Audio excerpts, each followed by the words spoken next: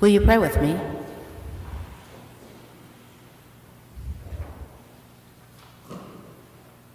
God, we ask that you speak to us in the words, in the silences, and in the spaces between us. Amen. You know, loud people make me uncomfortable. I don't know about you, but when someone comes at me at full volume, or I pass someone who's shouting or loudly demanding, I find myself withdrawing, stepping back, cutting myself off, or cutting them off. Loud people make me uncomfortable.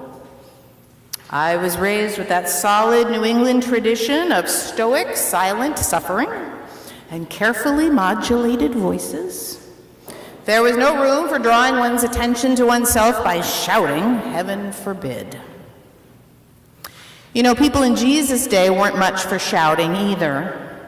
Certainly not if you were some low-life beggar sitting outside the gates because you were blind, a clear indication that you had sinned, or your parents had sinned, or that God just did not like you.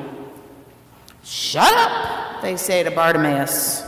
Don't bother the local hero as he goes through town. Be quiet. But then there is Bartimaeus. He calls for Jesus' attention. He shouts for Jesus' attention. Son of David, have mercy on me. What is all that racket? You see, Bartimaeus was a loud person, a pushy person. Well, as pushy as one can be when you're sitting on the ground on your robe at the dirt edge of the road. Who knows why Bartimaeus was blind? Could have been a childhood illness, it could have been an accident with a slingshot, a congenital disease, or the persistent flies that carried a wildly infectious and common first-century eye disease that damaged the eye ducts and eventually rendered a person blind. And yet, though Bartimaeus may have been blind, he certainly could see. The crowds are cheering the local miracle man. He turns water into wine. He's the life of the party. And Bartimaeus cries out, Jesus, Rabboni, son of David, have mercy on me. The disciples at this point in the gospel have yet to figure out what Jesus is all about. Remember last week, their latest accomplishment had been arguing over who was the greatest. But Bartimaeus calls to Jesus saying, I see you, I know you, I ask you to have mercy. And Jesus stops and asks Bartimaeus, what do you want me to do for you?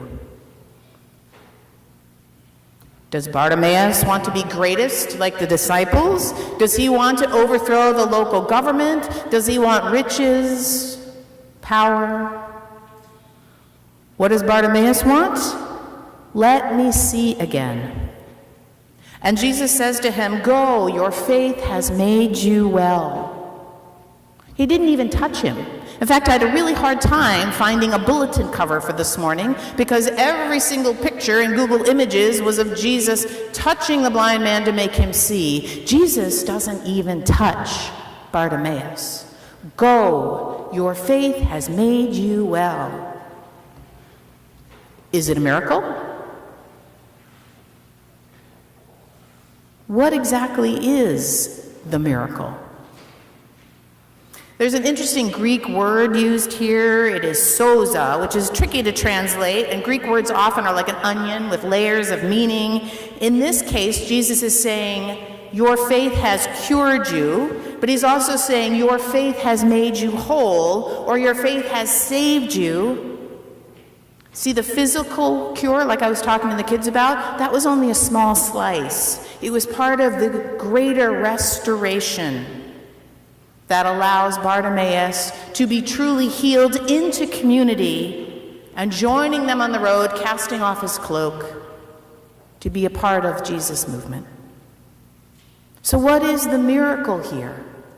Is it that Bartimaeus can see physically? Is it that he's brave enough to yell out for mercy? Is it that he knows who Jesus is? Is it that he's restored to community, no longer relegated to the edges, the margins?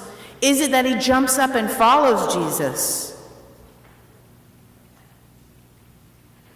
It's interesting to take on this text as one reflects on it with the lens of the disability, accessibility, differently abled community. Because so often this is used as a text of terror. If only you have enough faith like Bartimaeus, you will be healed just like Bartimaeus. If you have enough faith, your blindness, your epilepsy, your bipolar, your MS will be cured. But that's not really what the text is about. Bartimaeus doesn't need to be fixed, nor do most folks want to be fixed. Bartimaeus wants to be heard. He wants to be seen. He wants Jesus' mercy. He wants to be able to see again, which in this case had not so much to do with enjoying the scenery, but everything to do with being enabled to do ministry at Jesus' side. Bartimaeus knows who Jesus is. He's very clear. Jesus, the Son of David, someone who can bring him mercy, inclusion, healing. Bartimaeus sees quite clearly, more than most, actually. But in first century Palestine, if you're blind, you're excluded, avoided, not seen, not heard. So to be heard, Bartimaeus had to be pretty loud. He had to shout. This is not unfamiliar when folks challenge society or community to change. Often, you have to shout. For the healing that is done in communities, in breaking down prejudice or injustice, is loud work. And when this change happens, I submit a miracle occurs. Are we ready for those kind of miracles?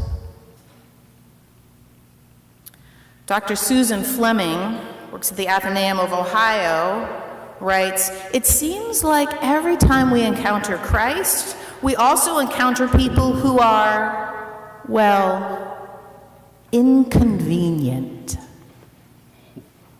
You know the kind of people I'm talking about. Life is full of them, littered with them, really. Oh, it's not that we're uncaring or without compassion. It's just that the journey is so much easier and quicker if we don't have to stop for every beggar or loudmouth who stands by the side of the road. It is the transformation that is brought about by these so-called inconvenient people or loudmouths where the miracles actually take place. For without these loud voices, it's easy to just go on blindly doing what we are doing, unseeing those sitting by the side of the road. Yesterday, I was at the WISE conference with Devin, who's one of the organizers, and with Ed Bond. It's a conference sponsored by the United Church of Christ Mental Health Network Ministries.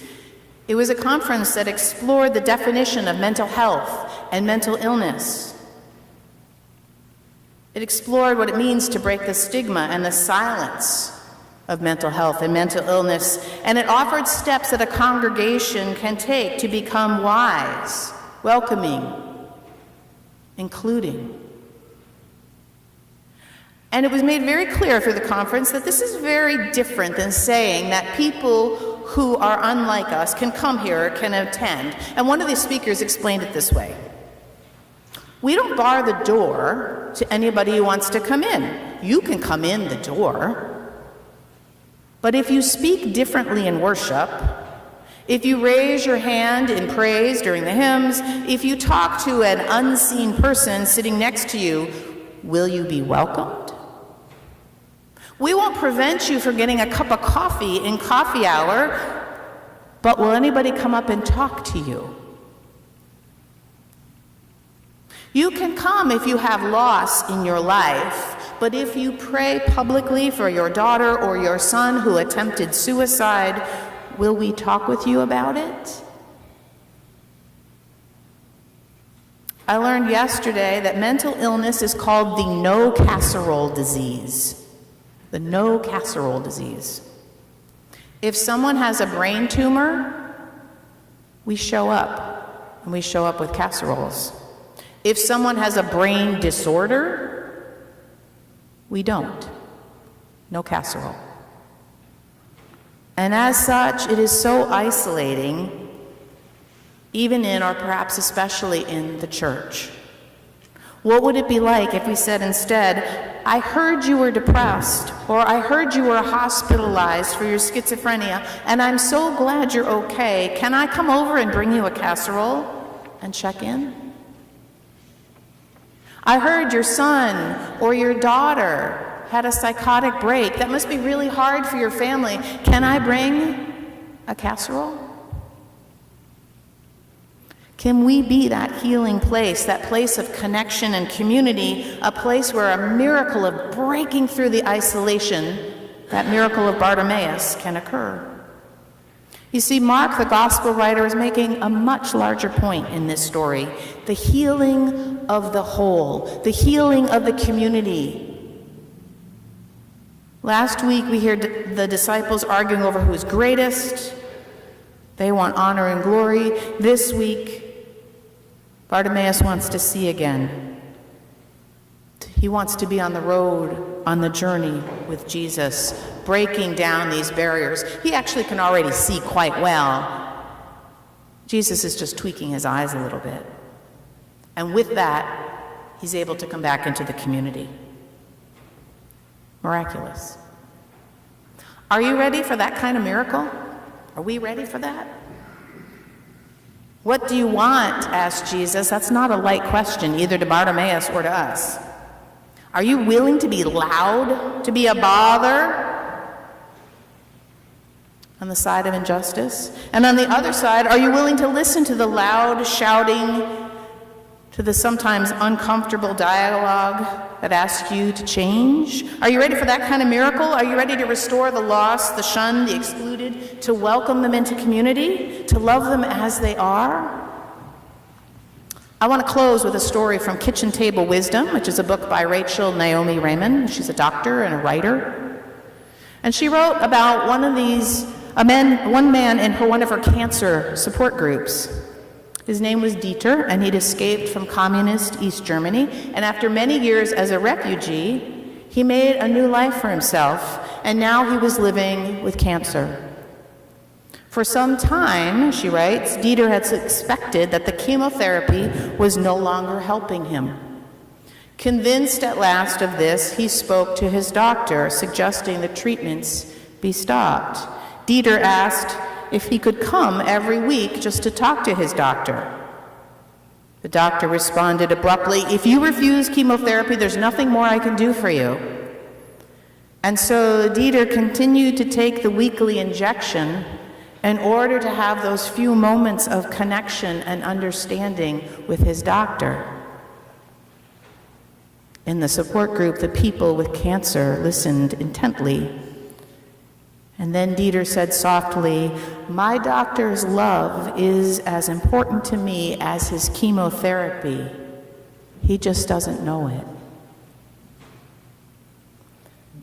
Being listened to, being affirmed, is the most important gift, the one Jesus gave over and over and over and over again to those he saw, truly saw, and loved. And we are called to offer that gift as well. And lest we think this is just a one-way street of us giving and accepting, let me finish the rest of this story by Raymond. She continued, she said, I had yet another connection to Dieter's story because she knew this doctor, his oncologist. And the doctor was one of Raymond's patients, one of the people who came and talked to her in her office. And week after week, from the depths of chronic depression, this doctor, this oncologist, would tell her that no one cared about him, that he didn't matter to anyone, that he was just another white coat in the hospital, a mortgage payment to his wife, a tuition check to his son, that no one would notice if he vanished.